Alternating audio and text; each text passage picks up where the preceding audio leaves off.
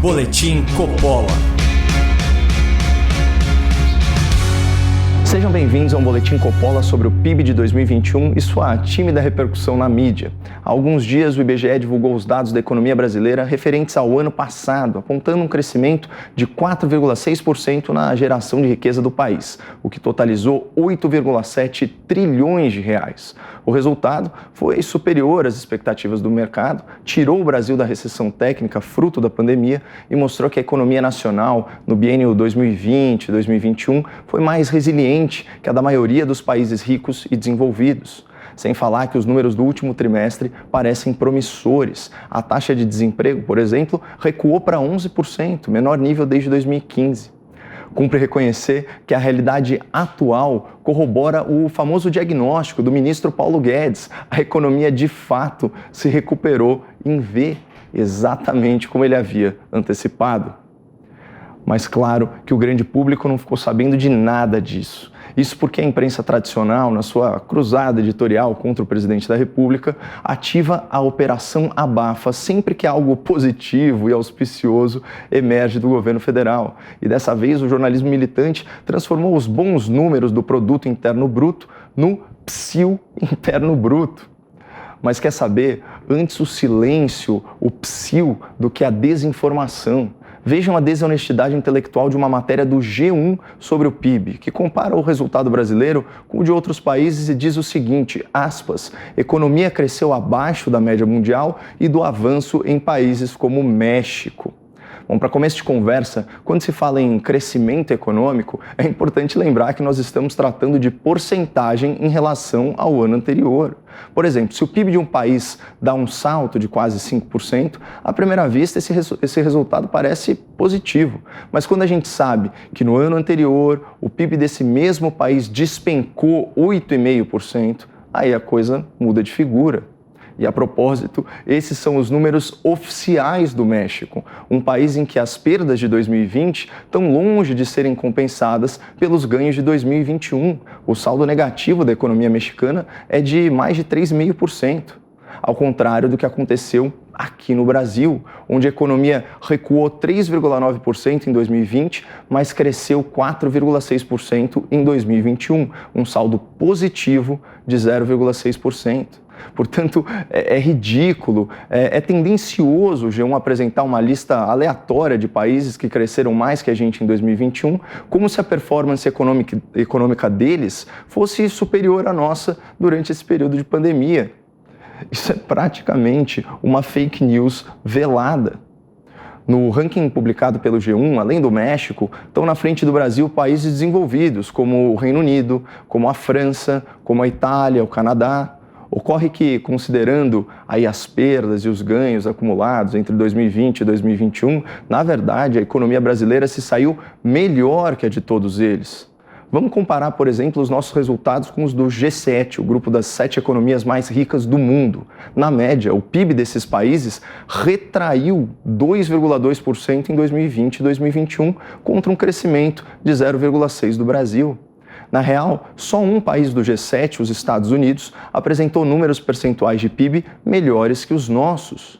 Diferente da União Europeia, onde a queda foi de 1,2%, e diferente também dos países do G20, que fechou o biênio com média de 0,9% de retração econômica. Então, dado esse contexto, vamos combinar que o pequeno crescimento da economia brasileira, nesse período de pandemia, de paralisação e de crise de produção, é uma boa notícia.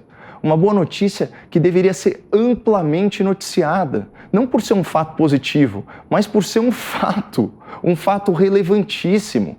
Parece que o jornalismo militante não se contenta mais em apenas manipular a língua portuguesa para despiorar a economia. Agora essa turma está torturando os números até eles confessarem crimes que não cometeram e se alinharem às narrativas da oposição. E como ensinou Benjamin Disraeli, antecipando essas matérias, tipo essas aí do G1, há 3 espécies de mentira. As mentiras deslavadas e as estatísticas. No próximo bloco, nós continuamos falando sobre os bons resultados econômicos censurados pela grande imprensa. Boletim Coppola.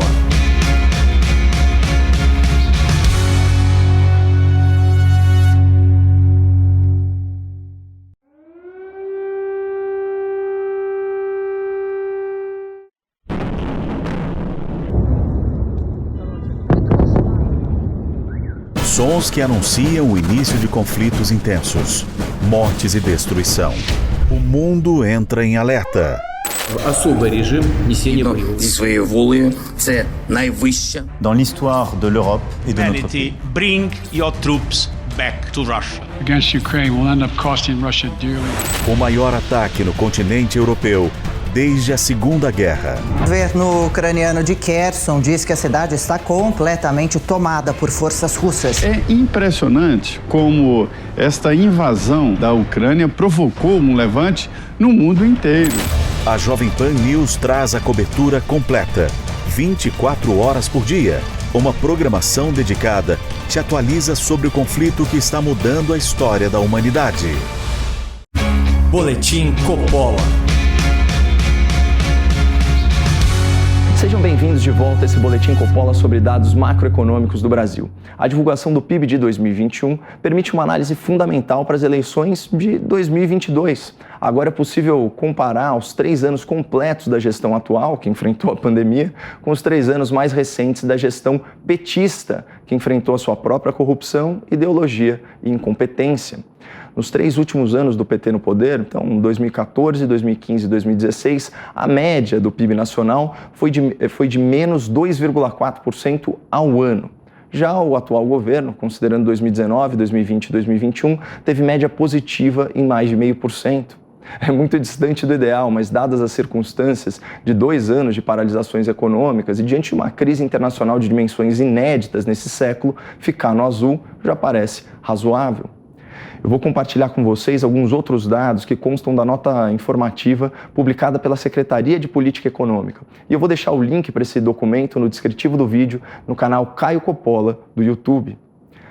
Em 2021, houve um aumento de 17% na formação bruta de capital fixo. São aqueles investimentos que as empresas fazem para ampliar sua capacidade de produção. O consumo das famílias também deu sinais de recuperação, crescendo 3,6%. No último trimestre, a agropecuária subiu 5,8%. Isso alguns meses depois de amargar a pior crise hídrica em quase 100 anos, que prejudicou muito os resultados do setor em 2021 e impediu que o PIB fosse ainda melhor. Outra área que merece destaque, bastante destaque, é o emprego. A PNAD contínua do IBGE aponta a criação de 3.600.000 vagas de trabalho entre outubro e dezembro do ano passado. Isso tem feito a taxa de desemprego declinar, fechando o ano em 11,1%, é o patamar mais baixo desde 2015. No emprego formal, que é medido pelo CAGED, os resultados são ainda mais animadores. Saldo líquido positivo de 2,7 milhões de novos postos de trabalho em 2021. Pessoal, isso é equivalente a 7.500 carteiras de trabalho assinadas por dia. O número de vagas formais criadas em 2021 é praticamente o mesmo número de vagas extintas em 2015 e 2016, quando o governo petista provocou a demissão de mais de 2.800.000 trabalhadores registrados numa crise auto-infligida restrita ao Brasil. E sabe o que é assustador? Ninguém na imprensa tradicional está se dando ao trabalho de fazer essas comparações econômicas óbvias entre as duas forças políticas que estão na liderança da corrida presidencial, o bolsonarismo e o lulopetismo. E só para constar, todos esses bons resultados que eu citei aí sobre PIB e sobre emprego, né, desse último biênio, todos eles vieram acima do que foi previsto pela nossa imprensa especializada. Só se for especializada em torcer contra o país. Muito obrigado, não percam a esperança no Brasil e fiquem com Deus.